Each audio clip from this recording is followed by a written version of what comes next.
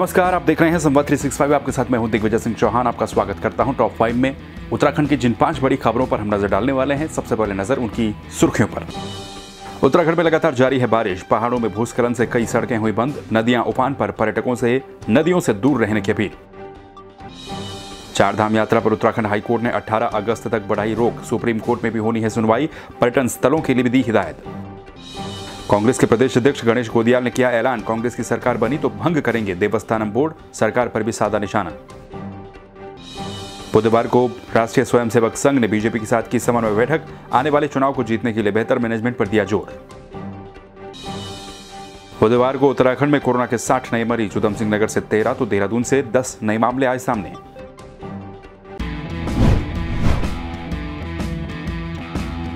तो चलिए सबसे पहले टॉप 5 में बात करेंगे उत्तराखंड की टॉप स्टोरी की। टॉप स्टोरी में बात करेंगे बारिश को लेकर। उत्तराखंड में लगातार पिछले कई दिनों से बारिश का दौर जारी है। लगातार हो रही बारिश से जनजीवन पूरी तरह से अस्त व्यस्त हो गया है। पहाड़ों की अगर बात करें तो पहाड़ों में लोगों को बारिश के चलते काफी सारी दिक्कतों का सामना करना पड़ रहा है। कई जगहों पर भूस्खलन की खबरें भी सामने आई है। हालांकि किसी के हताहत होने की कोई खबर नहीं है, लेकिन इसके बावजूद भी जो लगातार हो रही बारिश है और उससे जो भूस्खलन हुआ है, उसने लोगों की मुश्किलों को बढ़ाकर रख दिया है। उत्तराखंड की हम बात करें तो उत्तराखंड में करीब इस वक्त 350 के करीब सड़कें बंद बताई जा रही है, जो कि लगातार हो रही बारिश के चलते, भूस्खलन के चलते, पत्थर गिरने की वजह से बंद चल रही हैं। इन सड़कों को लगातार खोलने की कोशिश की जा रही है। कहीं कहीं पर सड़कों को खोल भी दिया गया है, लेकिन जो बारिश लगातार हो रही है, रुक नहीं रही है। ये सबसे बड़ी समस्या बनकर के सामने आ रही है। हालांकि सड़कों को खोलने का काम लगातार जारी है। करीब 350 सड़कें उत्तराखंड में अभी तक बंद बताई जा रही हैं, जिनमें सबसे ज्यादा चमोली में करीब 80 से 82 सड़कें इस वक्त बंद हैं। इसके अलावा बात करें कुमाऊं मंडल में 58 सड़कें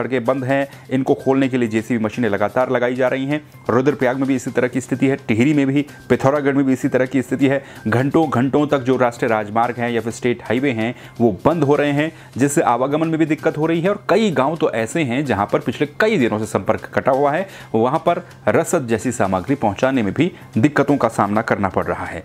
इसके अलावा जो चार धाम को जोड़ने वाले मार्ग हैं, उनके मार्ग भी लगातार बंद चल रहे हैं। वहीं दूसरी तरफ अगर हम बात करें बारिश के चलते, ये तो सड़कों का अपडेट था, कई सड़कें बंद हैं, खोलने की कोशिश लगातार की जा रही है। ऐसे में अगर आप ट्रैवल करते हैं, कहीं जाना चाहते हैं, तो उससे पहले सड़कों के बारे में पूरी जानकारी इकट्ठा कर लें कि क्या जिस सड़क पर आप जाना चाह रहे हैं वो खुली है या नहीं खुली है, क्योंकि कई सड़कें अभी भी बंद बताई जा रही हैं। इसके अलावा बात करें अगर नदियों की, तो लगातार हो रही बारिश से जो पानी नदियों में आ रहा है, नदी का जो जल स्तर है वो काफ़ी ज़्यादा बढ़ चुका है। कई नदियाँ इस वक्त, चाहे वो गंगा हो, यमुना हो, अलकनंदा, मंदाकिनी, खतरे के निशान पर इस वक्त बह रही हैं। और जो आसपास के इलाके हैं, नदी के आसपास के इलाके हैं, वहाँ पर खासी दिक्कतें हो रही हैं। हरिद्वार और मैदानी जो इलाके हैं, उनकी अगर हम बात करें तो बाढ़ का खतरा भी आसपास के नदी के जो तट हैं, उनके आसपास के इलाके हैं, उन खतरों में उन इलाकों में बाढ़ का खतरा भी मंडराने लगा है। तो वहीं पहाड़ों में भी लोग परेशान हैं।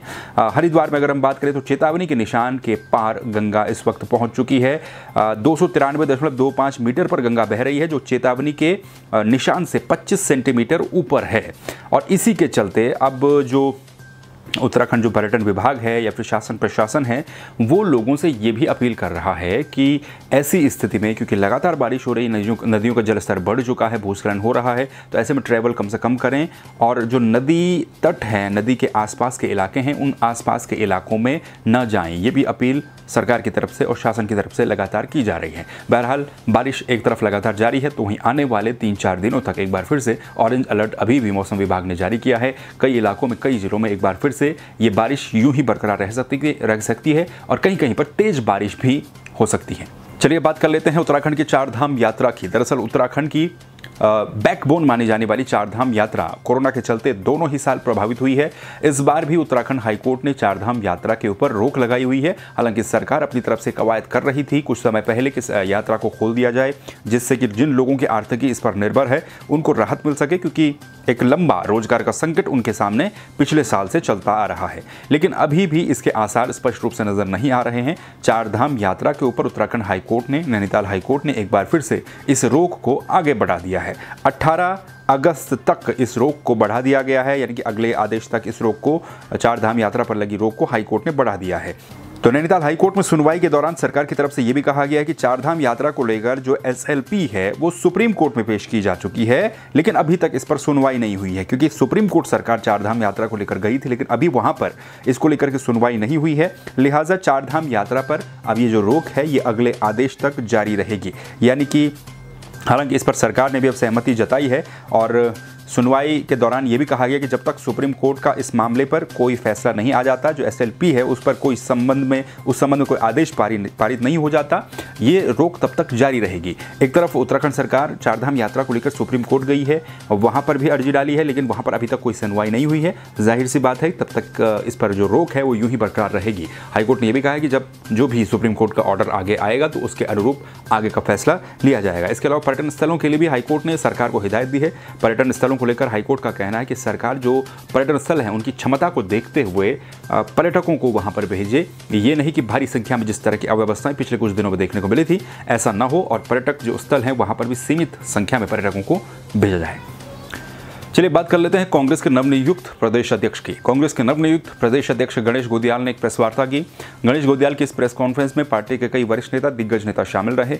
गणेश गोदियाल ने साफ तौर पर यह कहा कि अगर प्रदेश में कांग्रेस की सरकार 2022 के विधानसभा चुनाव को जीत करके आती है तो कांग्रेस की सरकार सत्ता में आते ही जो चारधाम देवस्थानम बोर्ड है इस बोर्ड को भंग कर देगी, इस एक्ट को रद्द कर देगी। ये सीधी चुनौती भी गणेश गोदियाल ने बीजेपी को दी है। गणेश गोदियाल का ये कहना है कि जो ये एक्ट है चारधाम देवस्थानम बोर्ड का, ये हकूकधारियों के हकों का हनन पूरी तरह से करता है और क्योंकि लगातार लंबे समय से जब से बोर्ड का गठन हुआ है तब से मांग ये उठती जा रही है कि इस बोर्ड को भंग किया जाए। हालांकि इस पर अभी तक सरकार की तरफ से कोई फिक्स चीज कोई या फिर कोई स्पष्ट रूप से कोई फैसला नहीं देखने को मिला है। ऐसे में अब इस पर सियासत क्योंकि लगातार जारी है ही, तो अब कांग्रेस ने भी ये ऐलान कर दिया, कांग्रेस के प्रदेश अध्यक्ष गणेश गोदियाल ने, कि अगर वो सत्ता में आते हैं तो चारधाम देवस्थानम बोर्ड को रद्द किया जाए। तो इस प्रेस कॉन्फ्रेंस के दौरान उन्होंने कई तरह से सरकार पर निशाना साधा है। उन्होंने कहा कि जो सरकार है उत्तराखंड की वो सत्ता के नशे में चूर है और प्रदेश को पूरी तरह से गर्त में ले जाने का काम कर रही है। सरकार लगातार विफल हो रही है। चार धाम से जुड़े हुए जो भी तीर्थ पुरोहित हैं देवस्थानम बोर्ड का लगातार विरोध कर रहे हैं, उनके हक को खतरे में हैं, लेकिन सरकार का उस ओर कोई ध्यान नहीं है। सरकार ने इसको थोप दिया है तीर्थ पुरोहितों के ऊपर। उनका यह भी कहना है कि जब वो मंदिर समिति के अध्यक्ष थे, क्योंकि वो बद्री केदार मंदिर समिति के अध्यक्ष भी रह चुके हैं गणेश गोदियाल, उन्होंने कहा कि तब समिति की कमाई 40 करोड़ रुपए सालाना थी। यदि सही प्रबंधन हो तो समिति के रहते ही और भी ज़्यादा कमाई को बढ़ाया जा सकता है। चार धाम आने वाले श्रद्धालुओं को उचित सुविधाएं मुहैया करवाई जा सकती हैं और साफ तौर पर उन्होंने कहा कि अगर सरकार में कांग्रेस आती है तो इस एक्ट को रद्द किया जाएगा। इसके अलावा भी उन्होंने आने वाले चुनाव को लेकर कुछ बातें कही हैं, सरकार पर निशाना साधा है, अपनी पार्टी को लेकर बातें कही हैं। साथ ही कांग्रेस ने जो इनके जो कार्यकारी अध्यक्ष हैं, क्योंकि 4 कांग्रेस के कार्यकारी अध्यक्ष हैं, इनको भी जिम्मेदारी सौंपी गई है। इसमें गढ़वाल मंडल के पर्वतीय विधानसभाओं की जिम्मेदारी रणजीत रावत को सौंपी गई है, कुमाऊं मंडल की जिम्मेदारी प्रोफेसर जीतराम को, मैदानी क्षेत्रों की जिम्मेदारी तिलक राज बेहड़ को और भुवन कापड़ी को संगठन की जिम्मेदारी सौंपी गई है। 4 कार्यकारी जो अध्यक्ष हैं उनको भी जिम्मेदारी कांग्रेस ने सौंप दी है। चलिए तो आप बात कर लेते हैं बीजेपी की। दरअसल बीजेपी के साथ राष्ट्रीय स्वयंसेवक संघ ने एक समन्वय बैठक की। इस समन्वय बैठक में 2022 के जो विधानसभा चुनाव हैं उनको लेकर के चर्चा की गई। चुनाव में कई रणनीतियों पर चर्चा की गई और ये कहा गया कि नई रणनीति के साथ बीजेपी को चुनावी मैदान में उतारा जाएगा।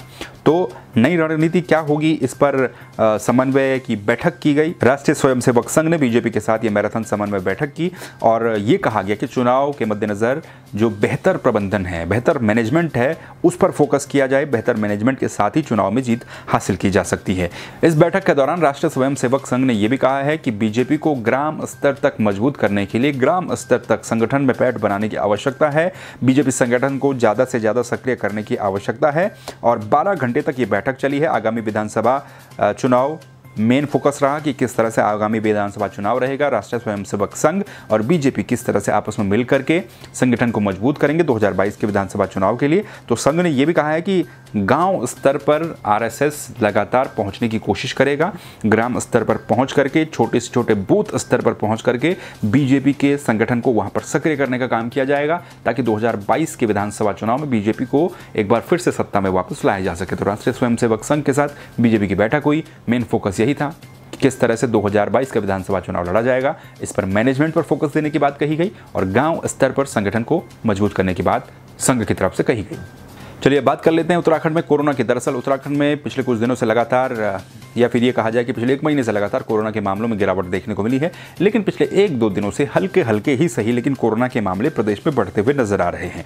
पिछले 4 दिनों से मामले लगातार बढ़ रहे हैं, लेकिन मंगलवार को इसमें थोड़ी सी कमी आई थी, लेकिन मंगलवार के बाद बुधवार को एक बार फिर से उत्तराखंड में कोरोना के मरीजों की संख्या में इजाफा देखने को मिला है। अब बुधवार को प्रदेश में कुल 60 नए कोरोना के मरीज सामने आए हैं। हालांकि किसी भी संक्रमित की मौत नहीं हुई है। इसके साथ ही कोरोना के कुल मरीजों की संख्या 3,41,934 हो चुकी है। बुधवार को अगर हम बात करें तो उधम सिंह नगर में 13 मामले और देहरादून में 10 नए मामले सामने आए और बाकी जिलों में 2.5 से कम आंकड़ा बना रहा। तो राज्य भर के अस्पतालों से 24,000 से अधिक सैंपल जांच के लिए भेजे गए और 27,000 से अधिक सैंपलों की रिपोर्ट सामने आई है। तो राज्य के विभिन्न अस्पतालों में या फिर होम आइसोलेशन में जो 46 मरीज थे वो भी ठीक होकर के डिस्चार्ज हुए हैं।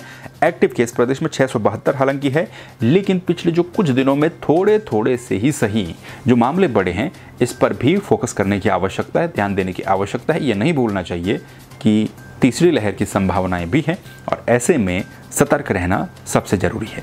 ये थी उत्तराखंड की अभी तक की टॉप 5 खबरें। इन खबरों को लेकर आप क्या सोचते हैं कमेंट करके आप अपनी राय दे सकते हैं। खबरों को देखने के लिए संवाद 365 को सब्सक्राइब कर दीजिए, फेसबुक पर लाइक कर दीजिए, वीडियो शेयर कीजिए। फिर मिलेंगे नई खबरों के साथ, तब तक के लिए नमस्कार।